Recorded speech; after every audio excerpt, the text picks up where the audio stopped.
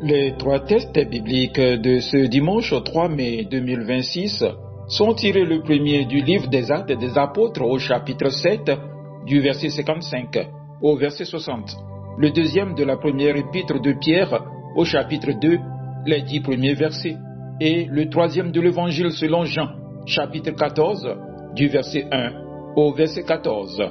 Le thème qui nous conduit est le suivant: crois en Jésus-Christ et tu verras la gloire de Dieu.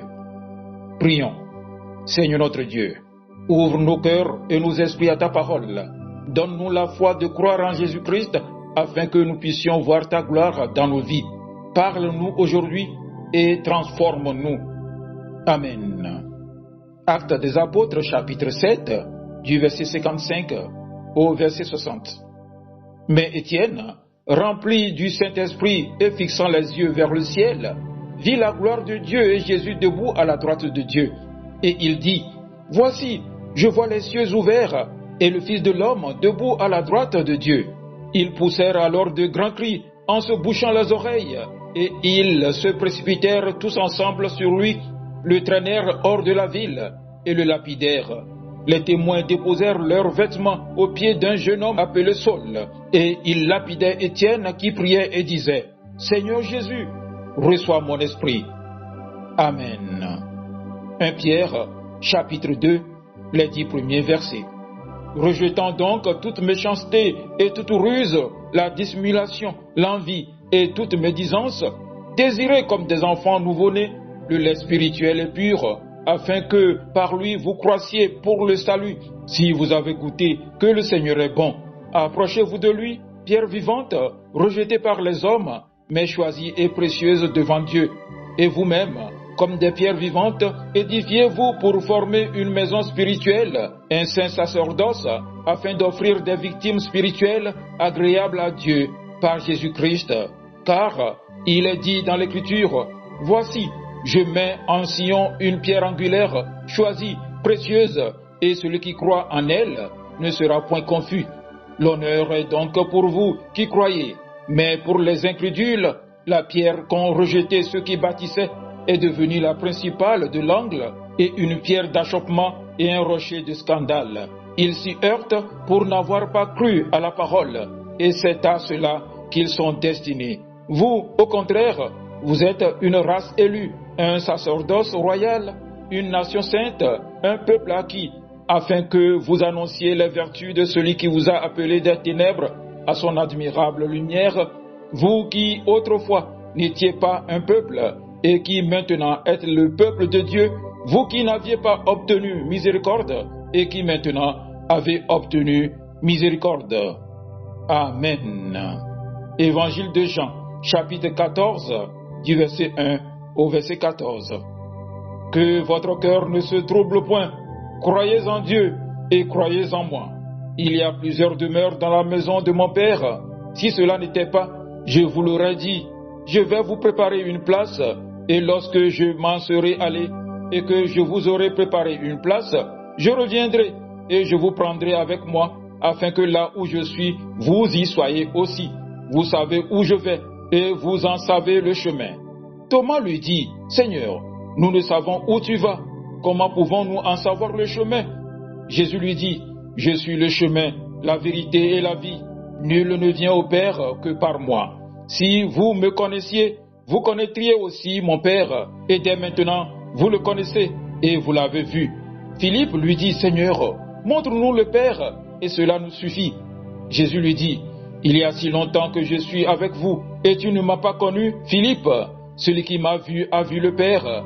Comment dis-tu: montre-nous le Père?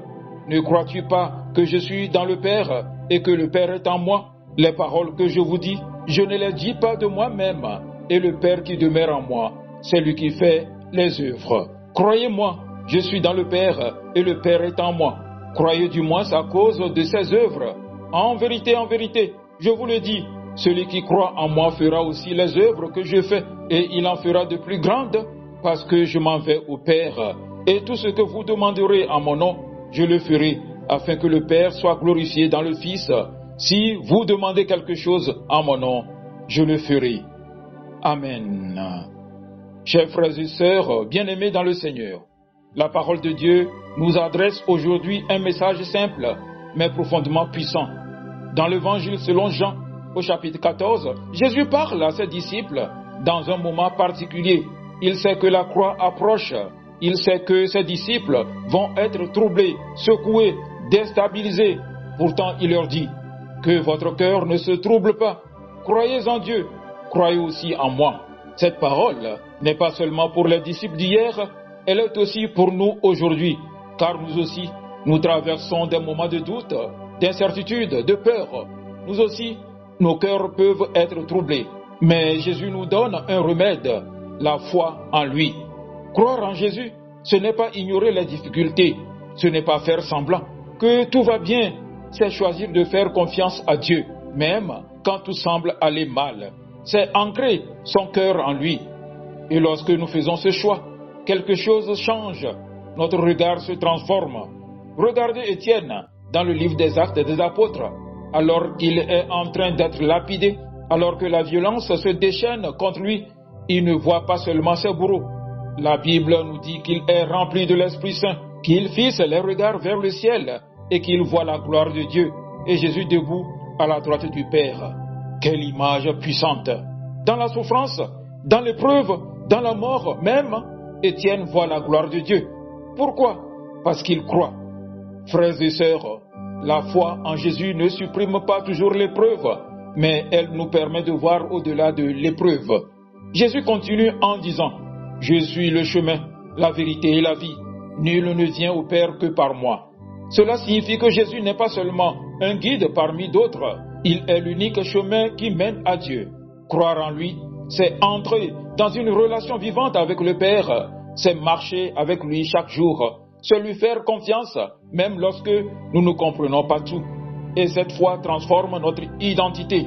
L'apôtre Pierre nous dit que Jésus est la pierre vivante, rejetée par les hommes, mais choisie et précieuse devant Dieu. Et il ajoute que nous aussi, nous sommes des pierres vivantes, édifiées pour former une maison spirituelle. Cela veut dire que notre vie a un sens. Nous ne sommes pas là par hasard. Dieu est en train de bâtir quelque chose en nous. Nous sommes un peuple choisi, un sacerdoce royal, une nation sainte, appelée à annoncer les merveilles de celui qui nous a appelés des ténèbres à sa merveilleuse lumière. Voilà ce que produit la foi en Jésus. Elle nous transforme, elle nous donne une nouvelle identité, elle fait de nous des témoins de la gloire de Dieu. Et Jésus va encore plus loin, il déclare « Celui qui croit en moi fera aussi les œuvres que je fais, et il en fera de plus grandes encore. » Quelle promesse extraordinaire! Cela signifie que la gloire de Dieu ne se limite pas à ce que nous voyons dans la Bible.